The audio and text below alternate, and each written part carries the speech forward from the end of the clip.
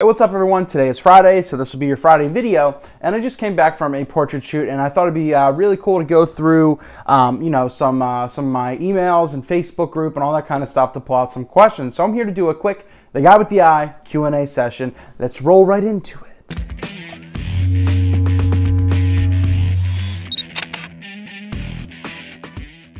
Pretty much really a very popular question a lot of people do when they want to save up for a little bit more money to either go full frame, to stay crop sensor. What do? Do you go higher end? And a perfect question from Michael really helps answer this, and I think I can really help you guys out if you're kind of stuck or in a rut in regards to this. And Michael said that he was saving up to get an upgrade on his camera. He didn't know if it was better to spend a little extra money to go for a higher end full crop mode or to go full frame. Now, my first reaction, or my first thing whenever I hear someone ask this question is, do you already have full frame lenses? And typically the answer is, well, no. And in that case, pretty much any camera you have right now, it's going to do the job if you have better lenses. So my thing on what I did, and I had the D7000 for a long time before I got my D700 and now my D600, and that was to build full frame lenses first. It's always better to have the good quality glass now, and that way you can use them on every other camera down the line, no matter what you get. So that way, once you have, one or two full frame lenses, you have your 24-70 maybe, maybe your 16-35 or your 70-200 or whatever, even f4, you can go full frame. There's 24-105 lenses as well. So I always say, you can have the best lens and put it on a lower end body and produce better quality images, and that's factual, than taking a higher end body. You can get a Nikon D4, but if you throw a junky, an extreme example, 18-55 kit lens,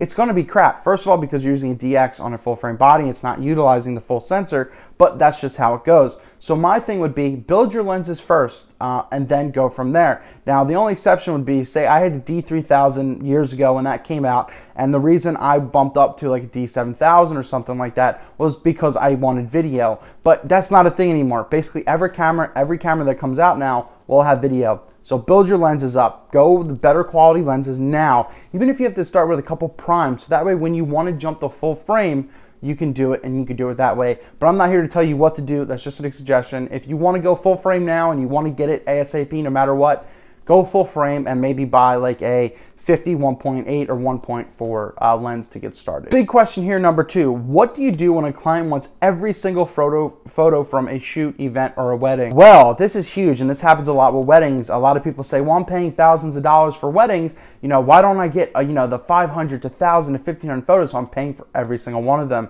Well, my big thing is you have to educate your client beforehand, because you can't kind of get annoyed or angry when they question you. Go, huh? Well, like, why can't I? Because you didn't educate that beforehand. So whenever I go into a wedding or something like that, I say, hey, I'm going to give you my best my best 150 to 300, maybe a little more images of the day, so that way you have the full day covered, and that way all the out of focus ones and everything is just not good. So why would you want that anyway? So educate them. Even you could say, for example, when you go in to pick, you say you have 100 photos on a CD from a family trip, and you go to like a CVS or a Walmart to get them printed. What do? Do you actually select every single photo, or do you only select the good ones? And that's when it kind of clicks for them, and they say, okay, well, I only select the good ones.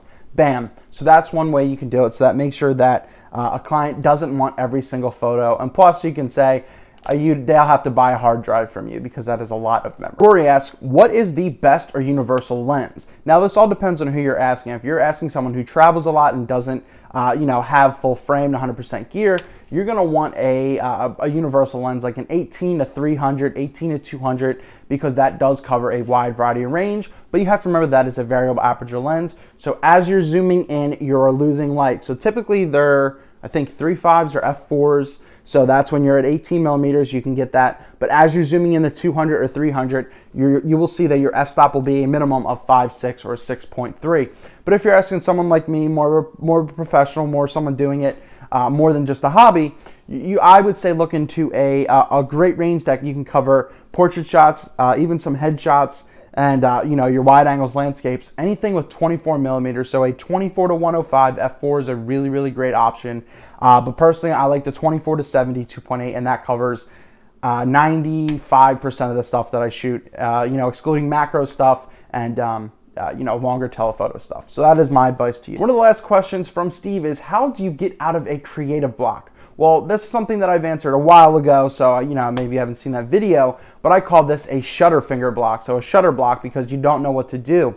And I go through this a lot, and because I do shoot a lot, but I don't shoot as often as I want to. There is a gap between weddings and events because I am doing other work as well. I would love to get out and shoot more, but this is a creative outlet for me, YouTube, making these videos, because it's something I love to do, and that kind of gets me out of, it gets me more creative. But my thing is, do something you're not comfortable with. Now, it's hard to do, but that's really with anything. So go shoot anything outside. Go outside and just do something random. A challenge for me is always to do landscapes. For some reason, I love to do it on Instagram because it's easy. I always have my phone with me, but I just can't fathom sitting out for a while, just waiting for the lighting and everything like that just to get it done. But I have done that before in cities and everything. It gets me to do something that steps out of my mind, it gets me to step out of my own head and think outside the box. And then I kind of get my motivation back to do stuff that I really want to do, to be able to go get models. So that's one big thing that's kind of huge for me right now is models, since I moved and everything. But I'm close to New York, so maybe that'll be in the future, getting more models and everything.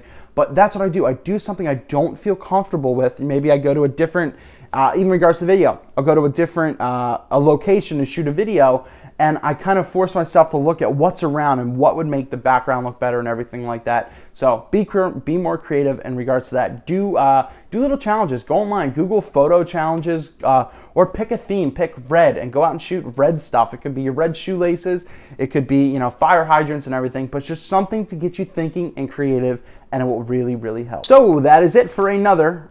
I kind of hit my head. That is it for another photo question and answer with Eric Rossi, the guy with the eye. Hopefully I helped you guys out, and hopefully it helped people who were wondering the same stuff as these followers as well. And thank you so much for sending them in. If you guys ever want to send in questions, you can write anytime on my YouTube videos. I love comments. If you guys want, comment more on those. Give this video a quick like, a quick thumbs up, and thank you so much for watching. Find me on Facebook, Instagram, everywhere, Twitter, I'm everywhere. And, always love to talk photography. Eric Rossi, the guy with the eye.